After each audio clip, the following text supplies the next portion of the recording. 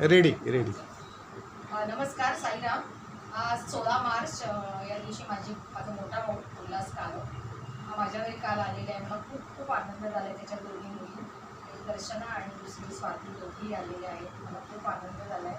मी त्यांना सांगते की तुम्ही अजून 8 दिवस राहा, पण त्या तयार नाही, कारण त्यांचं ऑफिशियल वर्क आहे.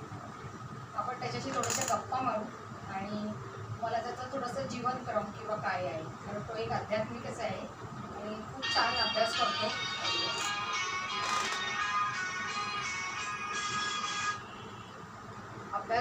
त्याच्यामुळे आपण त्याच्या अभ्यासाबद्दल पण बोलूया. दादा, तुला 2018 मध्ये मोठा सिव्हिल अटॅक येऊन गेला आणि त्यावेळेला तुझी अशी अवस्था होती की तू पूर्णपणे टोटली वरती, म्हणजे तुझं गमन झालेलं होतं. तर त्याच्यानंतर तुझं जीवन जे आहे ते तुला कसं वाटतं की तुला मिळालेलं हे दुसरं जीवन आहे, बोनस लाईफ मिळालेलं आहे. तर बोनस लाईफ बद्दल तुला काय म्हणायचं की कसं आहे? असं बोनस लाईफ बद्दल असं म्हणतात की खरं चांगलं वाटतं की मी राहिलो. त्याच्यापासून म्हणजे माझ्या मुलींसाठी, घरच्यांसाठी मला काही हेल्प करता आली, मला त्यांना हेल्प घेतली मग माझी. आणि तसं त्रासदायक असं काही वाटलं नाही नंतर, पण वरचेवर असं व्हायचं. माझ्या धाकट्या मुलीने मला जरा थोडंसं माधवबागमध्ये ट्रीटमेंट सुरू केल्यामुळे फारच उपयोगी आहे एकदम. त्यामुळे माझं वजन पण कमी झालं. जवळजवळ 10 किलो वजन कमी झालं होतं माझं, 10 किलो. आणि फायदेशीर झालं, मला हलकं वाटायला लागलं. असं वाटायला लागलं की आयुष्यात आपण जेवढं जेवतो त्यापेक्षा अर्ध जेवलं तरी जेवण आपण जेवू शकतो, असं वाटायला लागलं मला. बरोबर. तुला असं वाटलं का की आपल्याला जे बोनस लाईफ दिलं आहे ते देवाने दिलेलं आहे आणि आपण आता त्याच्यासाठी काहीतरी करावं किंवा आपली प्रगती अध्यात्मातली करावी, असं काही वाटतंय का? हो, त्यामुळे मी त्या गोष्टीकडे वळलो आणि इतर पुस्तकं वाचून, त्याचप्रमाणे भजनं आणि रामरक्षा आणि याच्या स्तोत्राकडे वळलो मी. त्यामुळे मला भरपूर फायदा झाला आणि मन शांत होतं. मेन म्हणजे किंवा म्हणजे टेन्शन येत नाही, त्रास होत नाही. असा कुठल्याही गोष्टीचा असं वाटत नाही की मी त्रास करून घेऊ किंवा डोक्याला ताप करून घेऊ, असं वाटत नाही. मध्ये माझी पत्नी गेल्यामुळे थोडंसं जाणवलं होतं की हो, आपला एक साथीदार गेला. आपली इतक्या वर्षाची, आमची 45 वर्षाची पती तुटली गेली. पण त्यातून सावरलं मुलींनी मला सावरलं, मी पण सावरून घेतलं स्वतःला. एक फायदा झाला मला.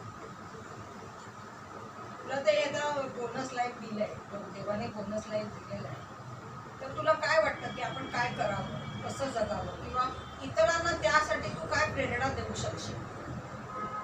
प्रेरणा अशी देऊ शकेल किंवा उगाच घरात टेन्शन वाढवायचं नाही, आपण प्रश्न विचारायचे नाही आणि का मला असं का आणि ह्या गोष्टी तुझ्या मागे जायचं नाही. उगाच असं काही गरज नाही त्याची.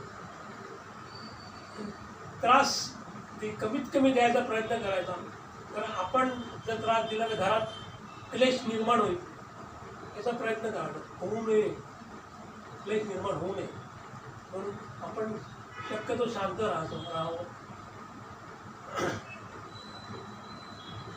आता तुझी स्वतःची काय दिनचर्या आहे?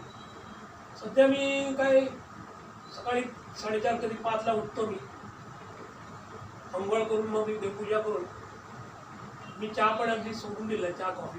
त्यामुळे नुसतं पाणी पितो, गरम पाणी. आणि सकाळी माझी मुलगी नाश्ता मला करून देते. त्या खाऊन मी मॉर्निंग वॉकला सकाळच्या दिनचर्याला जातो. 2 तासांनी व्यायाम करून असा येतो. मग पेपर वाचून, मग इतर पुस्तक वाचून, मग आपला टाईमपास म्हणून मोबाईल पण असतो हातात, नाही असं नाही. कधी टी व्ही बघतो दुपारचा, नाही तर आराम करतो. संध्याकाळी आपलं परत संध्याकाळी फिरायला जातो 1 तास आणि संध्याकाळी मग प्रोग्राम बघतो. एक काय चालू असतात ते टी व्हीवर. कधी मॅच असली तर मॅच बघतो. असं आहे.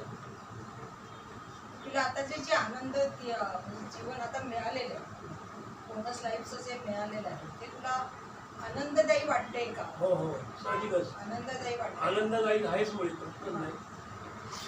आणि असं वाटतंय की आपल्याकडनं काहीतरी करायचं राहिलं की आम्हाला हे करायचं आहे. ते करायचं असं वाटतंय अशा गोष्ट आहे पण जमत नाही ते. उदाहरणार्थ मला इन्स्ट्रुमेंटची परत शिकायची इच्छा होते किंवा काही नवीन गोष्टी इलेक्ट्रॉनिक हे मधलं मला शिकायची इच्छा वाटते, पण वाटत एकीकडे वाटतं नाही असं नाही, पण ते नाही जमू शकत. फिरण्याचं पण आवड आहे, पण जमत नाही अजून फिरणं. एकत्र फिरणं जमत नाही मला.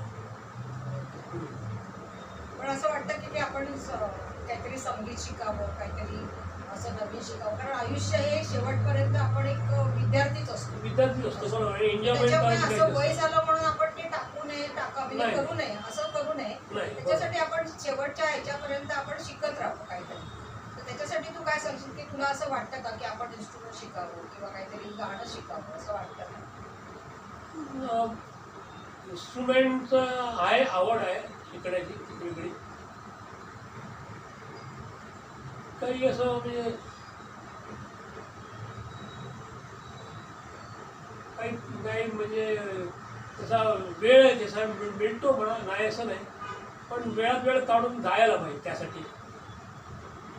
प्रयत्न दुसरी करायला गोष्ट हो, दुसरी प्रयत्न गोष्ट करायला. हो, मी काही प्राणी हिलिंग शिकलं असल्यामुळे प्राणी हिलिंगच्या क्लासेस जातो मी. काय पूर्वी प्राणी हिलिंग करत होतो, तर सध्या करत नाही मी त्या गोष्टीमुळे. नंतर आमच्या प्राणी हिलिंग संस्थेतर्फे दर महिन्याला आम्ही भोजन व्यवस्था केलेली आहे, ते भोजन व्यवस्था करायला जातो गरिबांच्या तिकडे. आणि क्लास मी दर शुक्रवारी आमच्याकडे प्राणी हिलिंगचे क्लास मेडिटेशन चालू असतं, त्याला मी जातो. ओके. बरं, तुला आता एखादी सामाजिक सेवा करायची जर संधी मिळाली तर तू ती करशील का? काम म्हणजे त्याची आवड आहे का तुला? काम नाही म्हणजे शरीर तसं त्रास साथ देईल असं मला वाटत नाही. काम करत होतो नाही असं नाही रिटायरमेंट झाल्यानंतर, पण शरीर त्याला पोषक आहे असं मला वाटत नाही, म्हणून ते करत नाही. तेवढी ती म्हणजे कॉन्फिडन्स नाही माझ्या स्वतःबद्दल. बरं. तू देवाबद्दल माझा कृतज्ञ आहेस. हो, देवाचा कृतज्ञ आहे. बरोबर, देवाने मला जे बोनस लाईफ दिले आहे त्याबद्दल खरोखर कृतज्ञ आहे. चालेल, आपण आता दादाची मुलाखत ऐकलेली आहे. आपल्याला याच्याबद्दल काय म्हणायचं आहे तर आपण जरूर कॉमेंट्स पास करू शकता. नमस्कार. नमस्कार.